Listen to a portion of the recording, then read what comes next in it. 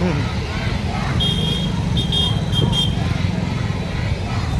आहे.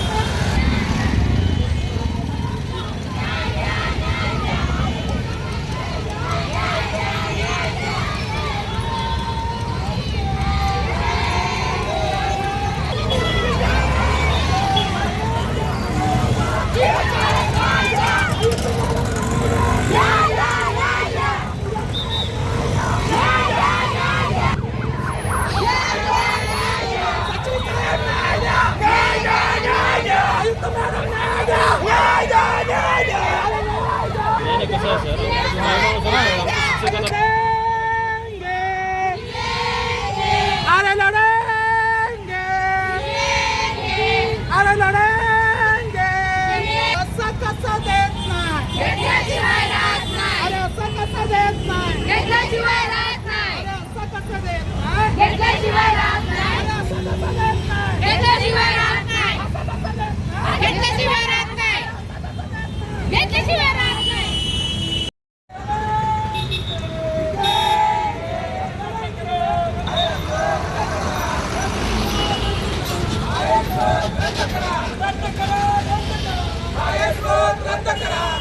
सीएम साहेब न्याय द्या, सीएम साहेब न्याय द्या.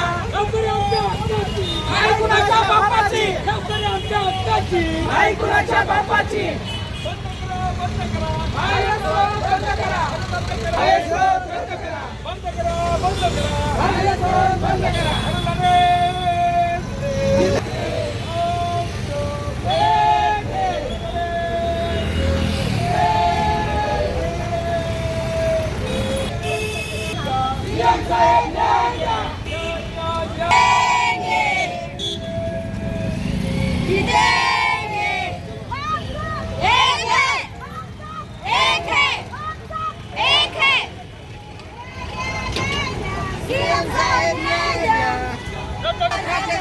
रद्द करा, रद्द करा. लढेंगे, लढेंगे.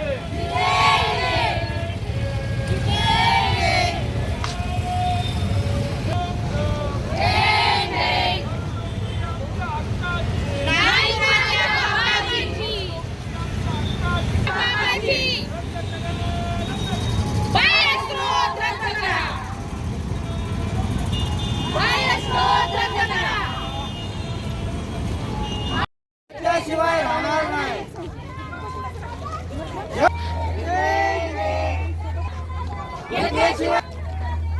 घेतल्याशिवाय राहणार नाही. रद्द करा, रद्द करा. जितेंगे, जितेंगे, जितेंगे. घेतल्याशिवाय राहणार नाही कुणाच्या बापाची, नोकरी आमच्या हक्काची, नाही कुणाच्या बापाची.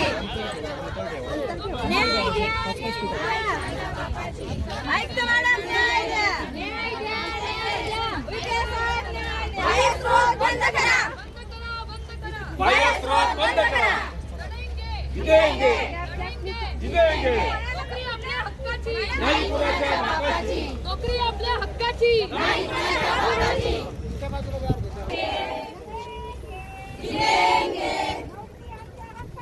नाही कुणाच्या बापाची, नाही कुणाच्या बापाची. सीएम साहेब न्याय द्या, सीएम साहेब न्याय द्या. रोजंदारी कर्मचाऱ्यांचा, रोजंदारी कर्मचाऱ्यांचा.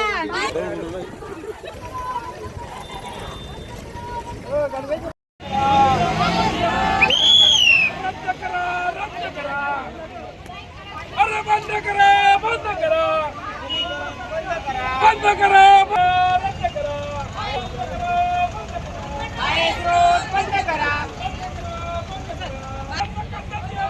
घेतल्याशिवाय राहत नाही, असं कसं देत नाही, घेतल्याशिवाय राहत नाही, अरे असं कसं देत नाही. घेतल्याशिवाय राहत नाही.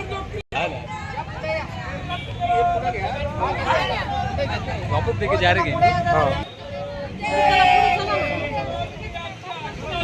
नाही कुणाच्या बापाची,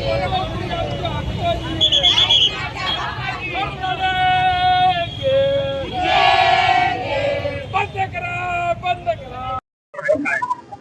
आमचं आंदोलन हे 21 मे 2025चं खासगीकरणाचं म्हणजे अर्थात बाह्य स्रोताचं, याला कुठलाही बेस नाही, याला कुठलाही आधार नाही असं शैक्षणिक क्षेत्रामध्ये म्हणजे आमच्या आदिवासी विकास विभागाच्या शासकीय आश्रमशाळांमधील रोजंदारी कर्मचाऱ्यांच्या विरोधातील खासगी कंपनी मार्फत जे विद्यादानाचं काम करतात अशा ठिकाणी कंत्राटी कर्मचारी आणण्याच्या जे पवित्रा घेतलेला आहे शासनाने याच्या विरोधात आहे. सदरील मोर्चा आम्ही हा 13 जून 2025 रोजी सोग्रस फाटा ते नाशिक आयुक्त कार्यालयाचा काढला होता, परंतु 16 जून 2025 रोजी माननीय आमचे आदिवासी विकास विभागाचे मंत्री डॉक्टर अशोकजी उईके साहेब यांनी मोर्चास्थळी भेट देऊन आम्हाला बैठकीसाठी आमंत्रित केलं. 17 तारखेला आदरणीय कुंभमंत्री गिरीजी महाजन साहेब, आदरणीय आमचे डॉक्टर अशोकजी उईके साहेब मंत्री यांनी आम्हाला भेटीला बोलून वेळ दिली, चर्चा केली. चर्चेत आम्हाला सांगितले की 2 दिवसामध्ये तुमचा आम्ही माननीय मुख्यमंत्री फडणवीस साहेब यांच्याशी चर्चा करून तुम्हाला निर्णय देतो. परंतु निर्णय न झाल्याने जे आता हौद चालू आहे पावसाळी अधिवेशन, या पावसाळी अधिवेशनाच्या पहिल्या दिवशी 30 तारखेला 1 तारखेला मी दोन्ही दिवशी माननीय मंत्री महोदयांची भेटलो. त्याही वेळेस फक्त आम्हाला आश्वासनच देण्यात आलं, माननीय मुख्यमंत्री महोदयांशी आम्ही बोलतो आणि तुम्हाला कामावर हजर करतो. तसंच वर्ग 4चा जो प्रश्न आहे, मृतपद घोषित केलेली आहेत, तो मृतपद सुद्धा जीविताचा अहवाल गेल्या 2 वर्षापासून पेंडिंग आहे. तर वर्ग 4 कर्मचाऱ्यांचा हा अहवाल सुद्धा आम्हाला आता मृत घोषित केलेले पद हे पूर्णतः जीवित पाहिजे, ह्या संदर्भात आमच्या मागणीच्या बाबत हा आंदोलन आम्ही सुरू केलेला आहे. आम्ही शासनाला जे लिहून दिले तेच तुम्हाला सांगतो. आमच्या सदरील मागण्या पूर्णतः कागदावरती कोणतीही बैठक न घेता मागण्या मान्य न झाल्यास आम्ही शासनाला स्पष्ट लिहिलंय की आमचा आदिवासी विकास विभाग प्रज्ञात आदिवासी विकास विभागावर सोडून स्वतः सर्व लोक आत्मदहन करतील. मी ललित कुमार चौधरी. सर, आमची एवढी छोटीशी मागणी आहे की बाकीचे सगळे तुम्ही GR वगैरे रद्द करता, जसं हिंदी भाषेचा GR झाला त्याच्यावरती इन्स्टंट ऍक्शन घेऊन रद्द करण्यात आलेला. आमचं इतकंच म्हणणं आहे फक्त की जे आम्ही कर्मचारी आहे, जे 1 ते 10 वर्ष झाले तर आम्ही सतत काम करतो, आम्ही विद्यार्थ्यांना शिकवायचं काम करतो आहे, एक तर कमीत कमी पगारामध्ये आम्ही काम करतो आहे. तर आमचं इतकंच म्हणणं आहे की जो तुमचा 21 मेचा जो GR आहे तो रद्द करा आणि आम्हाला पदावरती आमच्या जे शिक्षक पदावरती आम्ही काम करत आहोत त्याच्यावरती आम्हाला नियुक्त करा आणि ते पण POच्या ऑर्डरने नियुक्त करा. बस आमचं एवढंच म्हणणं आहे. मोर्चाला सर यांनी आम्हाला सतत घोळमध्ये टाकलेलं आहे. यांनी प्रत्येक वेळेस आम्हाला फसवीच केलेली आहे. तुम्ही आज या, आम्ही उद्या सांगतो, तुम्ही मुंबईला या, तुम्ही घरी या, तुम्ही आमच्या ऑफिसला या. सतत आम्ही तेच काम करत आहे. आम्ही 12 जून पासून मोर्चामध्ये तेच सुरू आहे आमचं.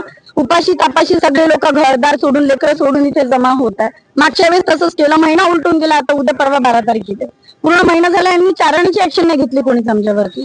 म्हणजे जे तुम्हाला सपोर्ट करतात तुम्ही त्यांच्याबद्दल ऍक्शन घेता आणि जे आम्ही काही करू शकत नाही त्याच्यावरती तुम्ही काहीच बोलत नाही. हे कितपत बरोबर आहे सर? यांनी मोर्चाला नाकार दिलेला आहे आम्हाला, पण आम्हाला आमच्या हक्कासाठी आम्हाला आमचं स्टँड मांडावंच लागेल. जर यांनी आमचं नाही ऐकलं तर आम्ही सर्वजण मिळून आत्मदहन करू. सोनाली दत्तात्रय बेंडे, रोजंदारी कर्मचारी